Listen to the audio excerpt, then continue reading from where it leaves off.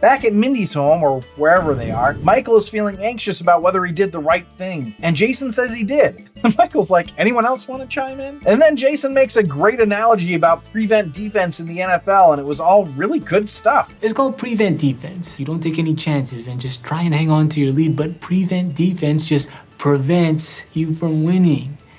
It's always better to try some. Jason, that was coherent. Oh, sorry. I didn't mean to.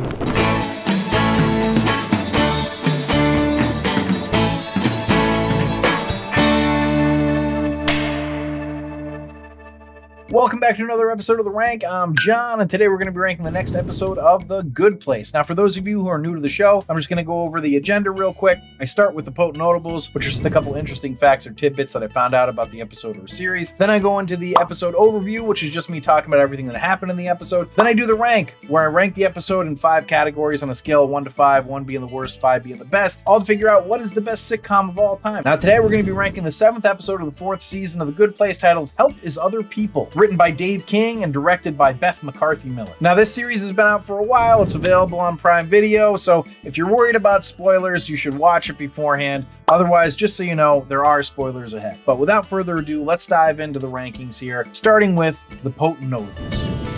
Potent notables.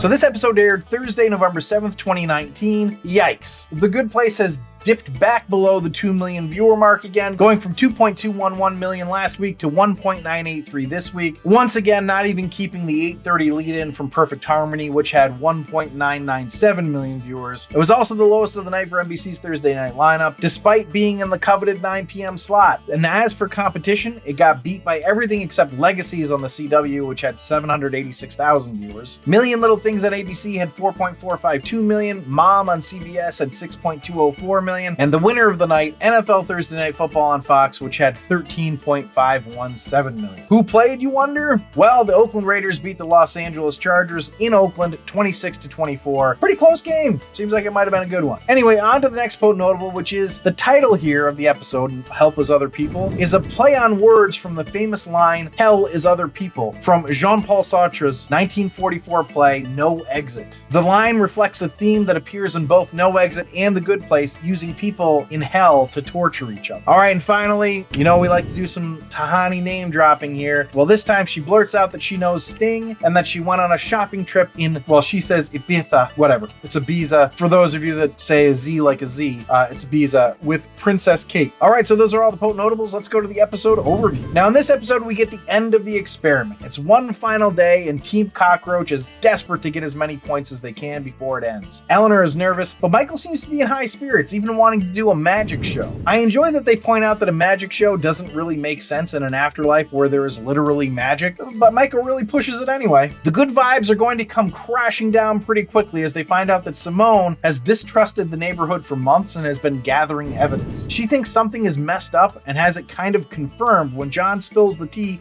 about Jianyu actually being Jason. Of course, when Simone points out that Jason isn't the only one who doesn't belong here, indicating Brent very strongly, Brent agrees. Shocking Chidi. But that's when we find out that Brent still believes that there's a best place and that he belongs there. The delusion of this guy is unreal. But Muffin and Ducky, Simone and Chidi, are on the case, and they go looking for more evidence. Now, they end up in Eleanor's office and are having trouble finding anything, which is what we find out Chidi is hoping for. He wants it to be true that Simone is his soulmate, and he tells her. Of course, Simone kind of shits on him and says she doesn't believe in soulmates, and also makes some logical points to prove her point. Like, why would Eleanor only tell one of them? Poor Chidi comes around to her logic, and that's when she finds the figuring out what makes people tick bulletin board thing. This leads to more questions. Why is it just those 4? Where's Jason? Where's Tahani? Meanwhile, Eleanor thinks maybe they should just rest on their laurels. Like Facebook or America, you know, you hope your early success makes up for the mess you've become. That was a really good joke that didn't make me laugh, but I liked it so much, I still included it in the overview. So there you go. Michael thinks they should try one last thing. That one last thing is to have Michael do the magic show he wanted to do, but he's going to end up creating a hole in the ground for Brent to fall into. The idea being that he's the worst person of the group, so if they help him, it'll gain them a lot of points. But only Chidi actually tries to help him as Simone and John run away. Kind of hard to blame Simone and John in this situation, I suppose. And I also want to mention another good bit while this is playing out. Back at Mindy's home, or wherever they are, Michael is feeling anxious about whether he did the right thing, and Jason says he did. And Michael's like, anyone else want to chime in? And then Jason makes a great analogy about prevent defense in the NFL, and it was all really good stuff. It's called prevent defense. You don't take any chances and just try and hang on to your lead, but prevent defense just prevents you from winning. It's always better to try some. Jason, that was coherent. Oh, sorry. I didn't mean to. Having Jason be coherent at the end of this episode was a lot of fun. Anyway, they decide to make one last attempt, so they lean into the idea that this is the bad place. Chidi says it is, and Brent doesn't believe it, but Eleanor and Michael start laughing maniacally and say, yep, it is, and that when the clock strikes 0, they go to the real bad place, which is much worse than this one. That the first year is just them toying with it. Brent still has trouble believing it, even when Chidi straight up tells him that he's a bad person. But right at the last moment, it seems like Brent is going to have a realization and is going to apologize to Chidi, but the experiment ends right in the middle of his sorry before he can really get it out. Well, it sure looks like humanity is doomed. I don't see how we can come back from this one, but we have like 6 episodes left, so we must, right? Well, before I spend time on figuring out how they pull this one out, let's find out how it ranked. A rank. So the rank is where I rank the episode based on 5 categories: story, acting, dialogue, episode coherence, and character relatability. I rank it on a scale of 1 to 5, 1 being the worst, 5 being the best. And then I have a laugh counter where I tally up the amount of times the episode made me laugh out loud. 1 point per laugh out loud gets added to the score. But before I dive into the rankings, I just want to say, if you're enjoying this episode, please leave a like down below. It really does help me out. But without further ado, let's go to the rankings. The first category is story, and I gave story a 5. I really enjoyed the story, though it was kind of depressing. I mean, through the first 7 episodes of this season, I haven't seen anything that would really give me hope that humanity is going to be saved. But maybe that's the point. Humanity is a shit show that just requires a little introspection. Whoa, that's pretty deep.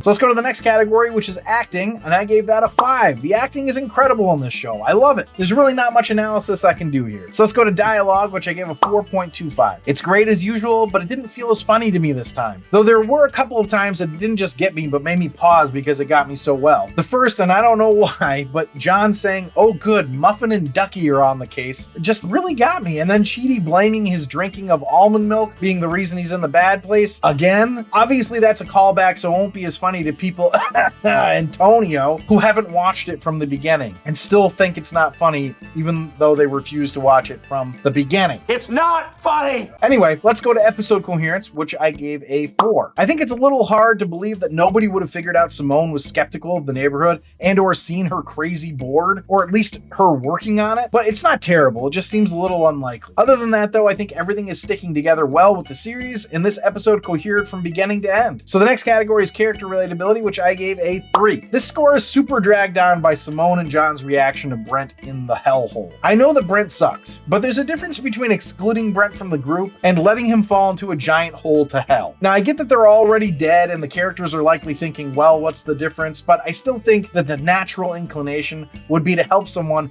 who's hanging on a cliff in a huge hole. So there you go. All right, so some up and down rankings here, mostly up.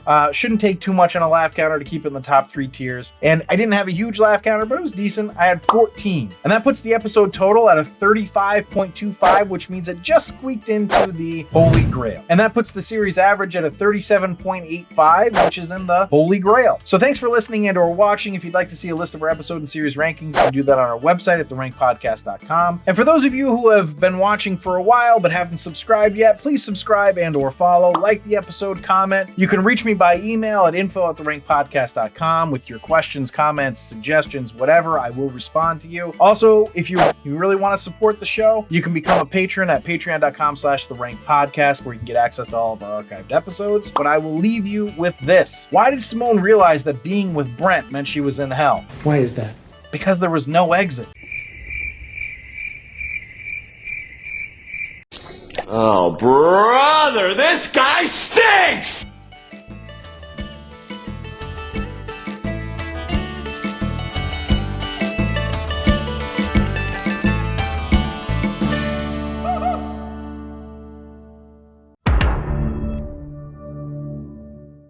Meanwhile, Eleanor thinks maybe they should just rest on their laurels. You know, like Facebook or America, where you Froze up again.